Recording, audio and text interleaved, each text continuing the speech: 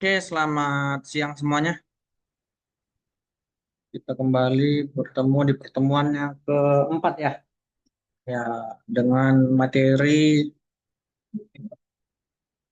proses scheduling atau proses penjadwalan di dalam mata kuliah sistem operasi. Udah pada makan ini kan? Belum. Oh, astaga, diet ya.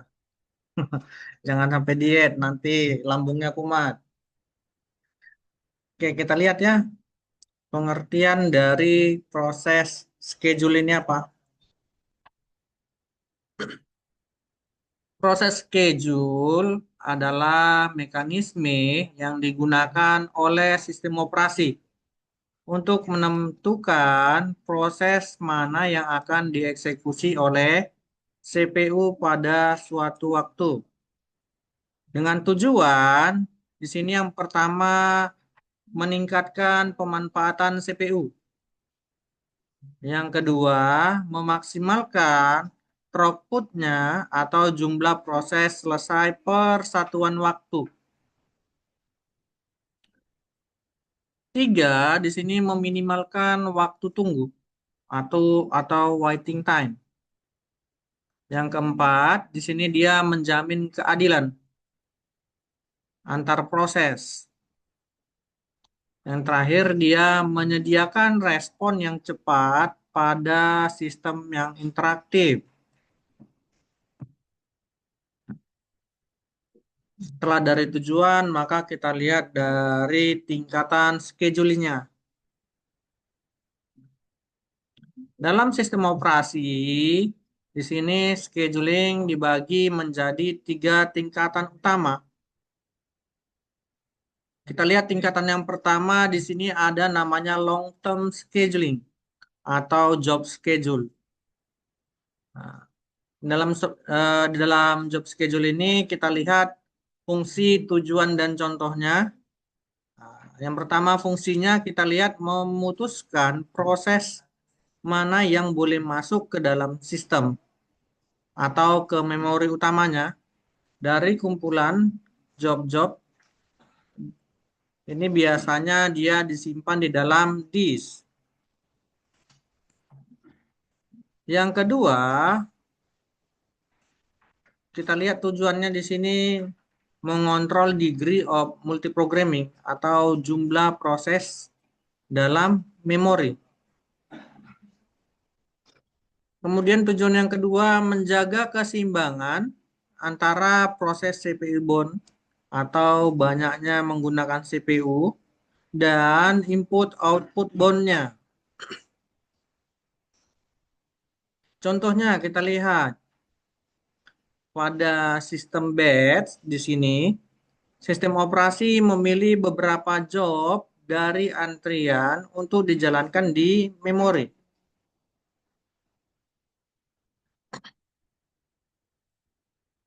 Kemudian yang kedua, medium term scheduling. Nah, ini dia tingkatan yang kedua, kita lihat fungsi, tujuan, dan contohnya. Fungsinya di sini dia menangguhkan atau mensuspend atau melanjutkan kembali atau resume proses tertentu. Dengan tujuan yang pertama mengurangi beban sistem ketika terlalu banyak proses yang berjalan. Jadi kalau dia biasanya lebih banyak dari kapasitas, ini biasanya sering hang ya pada komputer. Ya sama seperti kalian. Kalau dikasih ngangkat beras 100 kilo, sanggup nggak? Enggak ya kan? Dan kan 100 kilo, ngangkat galon aku aja yang cewek nangis. Cuman diseret-seret ya kan? Kemudian yang kedua, mengoptimalkan penggunaan CPU dan memori. Jadi CPU dan memori ini juga harus dioptimalkan. Jangan banyak aplikasi yang diinstal yang berat-berat. Misalnya kalian pakai RAM 4 GB. Kalian install lah misalnya Java, Android Studio, kemudian apa lagi?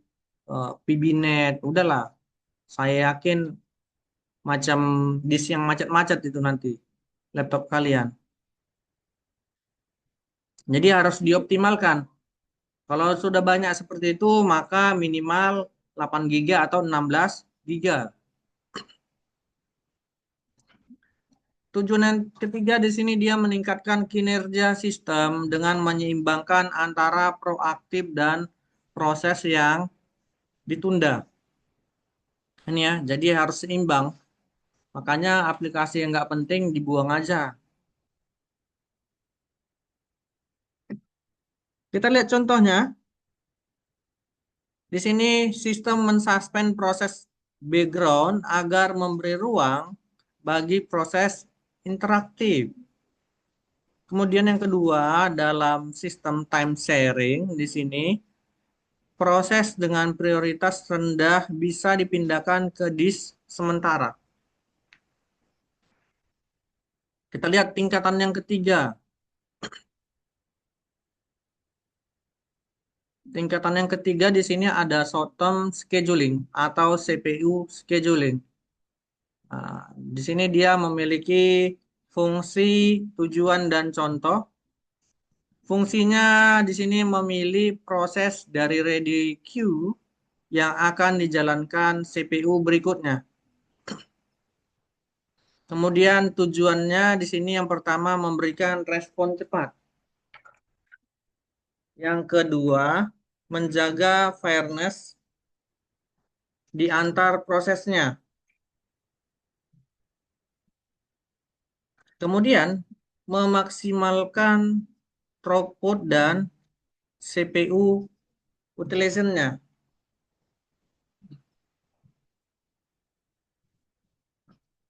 Kita lihat di sini contohnya, yaitu yang pertama ada FIFO, first in, first out.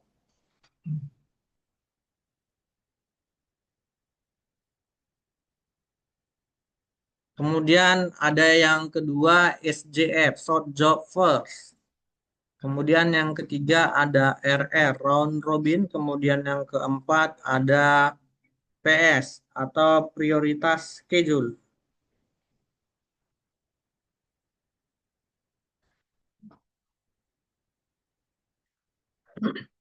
Kita lihat algoritma penjadwalan dari CPU.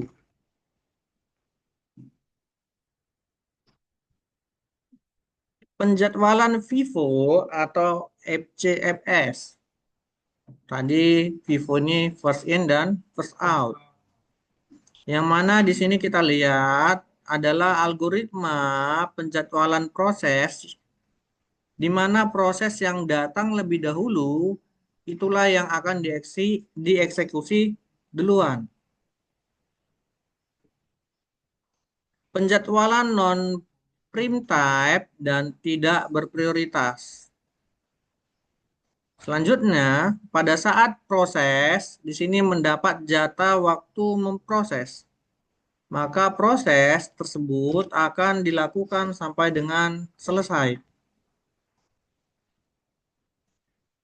Kemudian job lama di sini membuat job pendek menunggu. Job tidak penting membuat job penting menunggu. Kita lihat contohnya. Misalnya di sini ada 4 buah CPU, namanya P1, P2, P3, dan P4. Nah, jadi di sini dia kita lihat dengan lama waktu kerja CPU atau CPU burst time masing-masing pada P1 ya kan. Di sini burst time-nya 6. Pada P2 burst time-nya di sini 8. Sedangkan pada P3 di sini burst time-nya 7. Pada P4 burst time-nya 3.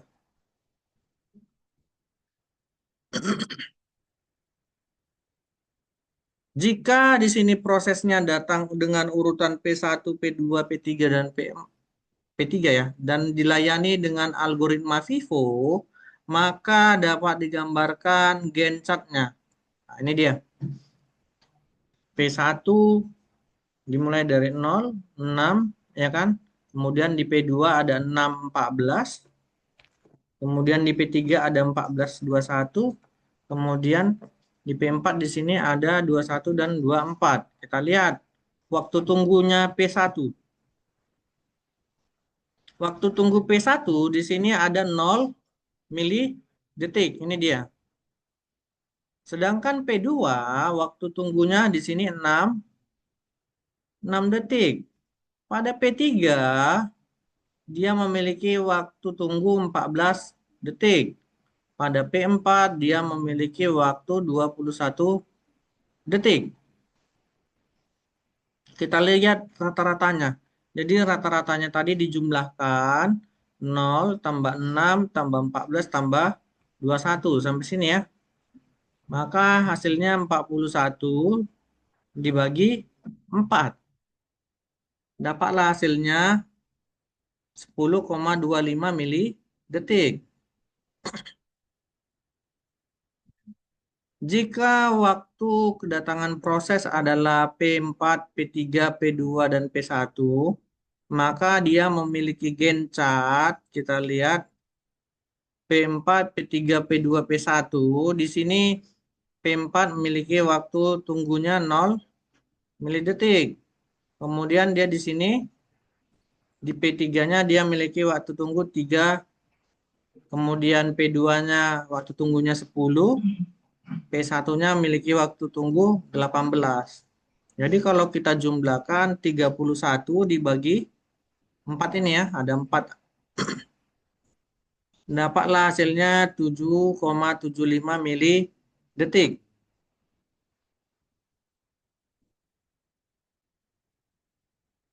Menentukan turnaround time-nya. Kita lihat P1, P2, P3, P4, urutannya masih yang tadi.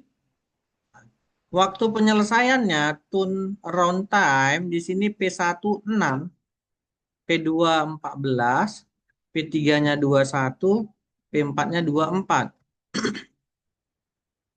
Maka rata-rata turnaround time di sini dijumlahkan 6, 14, 21 sama 24 adalah 65 dibagi 4. Maka hasilnya 16,25 mili detik.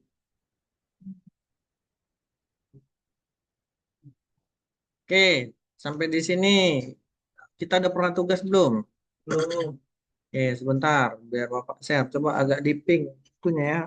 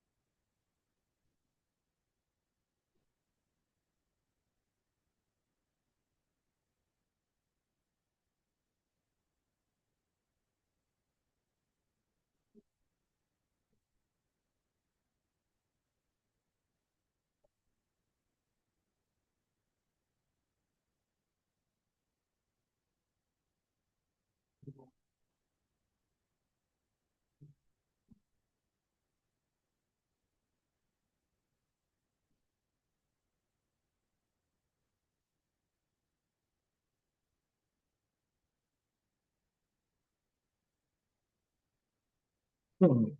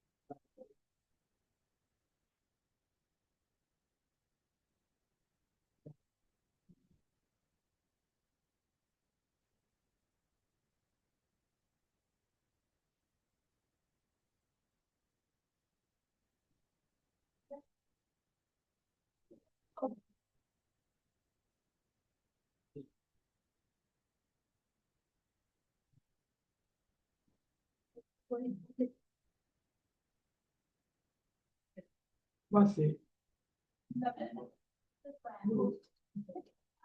Exato, claro. Mana ada itu.